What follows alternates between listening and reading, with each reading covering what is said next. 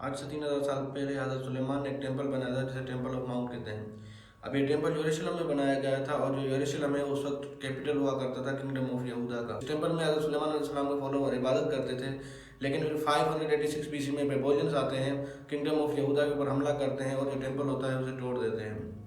अब कुछ वक्त गुजरने के बाद, बेबोलियंस के बाद, फिर जो पर्शियन एम्पायर आता है, उसके जो किंग होते हैं साइरस द ग्रेट यानी कि हज़रत जुल्करनैन, वो बेबोलियन एम्पायर के ऊपर हमला करता है और जो टेम्पल होता है टेम्पल माउंट उसको रिकंस्ट्रक्ट कराता है और उसका जो नाम है वो पड़ जाता है फिर सेकंड टेम्पल ऑफ माउंट। अब अराउंड 60 BC में किंगडम ऑफ यहूदा के ऊपर रूल कर रहा होता है रोमन एम्पायर, और जो रोमन एम्पायर के जूज होते हैं उनकी एक फैमिली में जो है हज़रत ईसा अलैहिस्सलाम पैदा हो जाते हैं।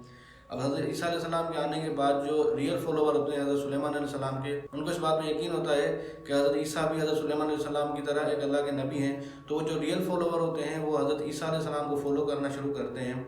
तो अब उनको क्रिश्चियन कहा जाता है, और बाकी जो लोग बच जाते हैं, जो लोगों की बातों में आकर हज़रत ईसा अलैहिस्सलाम से नफरत करना शुरू करते हैं, उनको फिर जूस कहा जाता है। तो अब जो जूस हज़रत ईसा अलैहिस्सलाम से नफरत करते थे वो एक प्लान बनाते हैं और उस प्लान में हज़रत ईसा अलैहिस्सलाम को रोमन एम्पायर के हाथों स्लेब पर लटका देते हैं। अब इस प्लान में कामयाब होने के बाद जो जूस होते हैं उनका कॉन्फिडेंस बढ़ जाता है, तो वो जो सेकंड प्लान बनाते हैं वो रोमन एम्पायर को गिराने का बनाते हैं, लेकिन इस बार इनका प्लान कामयाब नहीं होता और ये पकड़े जाते हैं। तो उस वक्त रोमन एम्पायर के जो जनरल होते हैं टाइटस लूमी, वो तकरीबन 1.3 लाख जूस को कत्ल कर देते हैं, और प्लस में जो टेम्पल था टेम्पल माउंट जो कि पर्शियंस ने रिकंस्ट्रक्ट कराया था उसको तोड़ देते हैं, और उसकी फिर सिर्फ एक वॉल बच जाती है जो आज भी मौजूद है। अब जो जूस होते हैं वो क्रिश्चियन के सामने इस बात को एक्सेप्ट करते थे कि हमने ही हज़रत ईसा अलैहिस्सलाम को स्लेब पे लटकाया था, तो इस वजह से जो क्रिश्चियन होते हैं उनके दिल में जूस के खिलाफ नफरत पैदा शुरू हो जाती है। फिर अराउंड 360 AD में जो किंग वेलेरियस होते हैं रोमन एम्पायर के, उनकी डेथ हो जाती है। फिर जो न्यू किंग बनते हैं कॉन्स्टेंटाइन द ग्रेट। अब कॉन्स्टेंटाइन द ग्रेट को क्रिश्चियनिटी एक तो बहुत ज़्यादा पसंद आती है, फिर वो क्रिश्चियनिटी अडॉप्ट कर लेते हैं। अब उनके क्रिश्चियन बनने से ना तो सिर्फ क्रिश्चियनिटी रोमन एम्पायर में फैलती है, लेकिन जूस के खिलाफ जो क्रिश्चियन के दिल में नफरत होती है वो भी बढ़ना शुरू होती है। अब नफरत बढ़ने की वजह से जो क्रिश्चियन होते हैं वो जूस को मारना शुरू करते हैं। फिर इस वक्त में जो जूस होते हैं वो अपनी माइग्रेशन शुरू करते हैं। मोस्टली जो जूस होते हैं वो यूरोप कंट्रीज में माइग्रेशन शुरू करते हैं, और कुछ जूस जो होते हैं वो अरब कंट्रीज में माइग्रेशन करते हैं। अब जहाँ पे हज़रत ईसा अलैहिस्सलाम को लटकाया गया था वहाँ पे किंग कॉन्स्टेंटाइन द ग्रेट वहाँ पे एक चर्च बनवा देते हैं जिसका नाम रखा जाता है चर्च ऑफ द होली सेपल्कर। अब 638 AD में हज़रत उमर जो होते हैं वो रोमन एम्पायर को कॉन्करर करने जाते हैं, लेकिन रोमन एम्पायर खुद को सरेंडर करता है, जंग नहीं करता, और साथ ही साथ एक मुआहदा करता है जिस मुआहदे में ये होता है कि जूस को कभी भी पैलेस्टाइन में आबाद होने नहीं दिया जाएगा और उनको सिर्फ ज़ियारत की इजाज़त होगी। अब जो जूस वेस्टर्न वर्ल्ड पे ज़ियारत के लिए आते थे वो एक बार नोटिस करते थे कि जो मुसलमान हैं वो तो जूस को नहीं मारते, लेकिन साथ ही साथ मुसलमान क्रिश्चियन को भी अलो नहीं करते कि वो जूस को मार दें। लेकिन दूसरी तरफ यूरोप कंट्रीज में जो क्रिश्चियन होते थे वो जूस को मारते थे। जो कि क्रिश्चियन जूस को बहुत ज़्यादा मारते थे, तो जो यूरोप कंट्रीज में जूस होते थे उनको ये बात फील होती थी कि उनका जो रिलीजन है वो एक हिस्टोरिकल रिलीजन बन जाएगा और दुनिया से सारे जूस खत्म हो जाएंगे। लेकिन फिर Tariq bin Ziyad late 7th century में स्पेन फतेह करने जाते हैं, तो इस बात से जूस बहुत ज़्यादा खुश होते हैं, और जो तारिक बिन ज़ियाद होते हैं उनकी हेल्प करते हैं स्पेन फतेह करने में।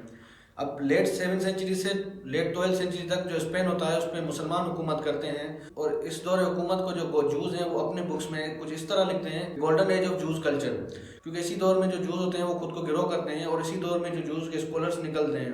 अब लेट 12th सेंचुरी में मुसलमानों की हुकूमत यूरोप में ख़त्म हो जाती है, और जो यूरोप होता है उसको क्रिश्चियन रूल कर रहे होते हैं, यानी कि जो जूस होते हैं उनके लिए फिर से उनका हार्ड टाइम स्टार्ट हो जाता है। लेकिन वहीं फलस्तीन को जो होता है ओटोमन एम्पायर रूल कर रहा होता है। ड्यूरिंग ओटोमन जो जूस होते हैं उनको एक फेवर मिल जाता है, और वो फेवर ये होता है कि जो जूस हैं वो फलस्तीन में बिजनेस करने के लिए आ सकते हैं। अब जो जूस यूरोप कंट्री से बिजनेस करने आते थे फलस्तीन में, वो खुद को यहाँ पे सेफ फील करते थे, लेकिन साथ ही साथ जो जूस होते हैं वो फलस्तीन में फिर अपने लिए एक स्टेट बनाने का सोचते हैं। फिर 1897 में जो जूस होते हैं वो एक मूवमेंट स्टार्ट करते हैं जिसका नाम होता है ज़ायोनिस्ट मूवमेंट। अब इस मूवमेंट का मेन एम होता है to conquer the land of Palestine for the Jews people.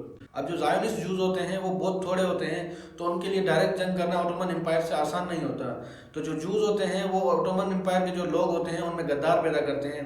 अब वो कुछ लोगों को गद्दार पैसों की लालच से करते हैं, तो और कुछ लोगों को सेपरेट इंडिपेंडेंट कंट्री के नाम पे गद्दार करते हैं। अब 1914 में वर्ल्ड वॉर 1 स्टार्ट हो जाती है, जिसमें एक तरफ सेंट्रल पावर यानी कि ऑटोमन एम्पायर जर्मनी, और दूसरी तरफ फ्रांस, कनाडा, यूके, और टोटल 27 कंट्रीज होती हैं। अब जो अलाइज होते हैं उनके लिए जंग जीतना बहुत ज़्यादा मुश्किल होता है, तो जो ब्रिटेन होता है वो जूस से मदद मांगता है, और बदले में जो ज़ायोनिज़्म मूवमेंट होती है उसको सपोर्ट करने का प्रॉमिस करता है। इस मूवमेंट को सपोर्ट करने की प्रॉमिस के बाद जो ब्रिटेन होता है वो फ्रांस के साथ एक एग्रीमेंट करता है जिसे स्काई पाइकोट एग्रीमेंट कहते हैं, जिसमें ऑटोमन एम्पायर की डिवीजन लिखी होती है।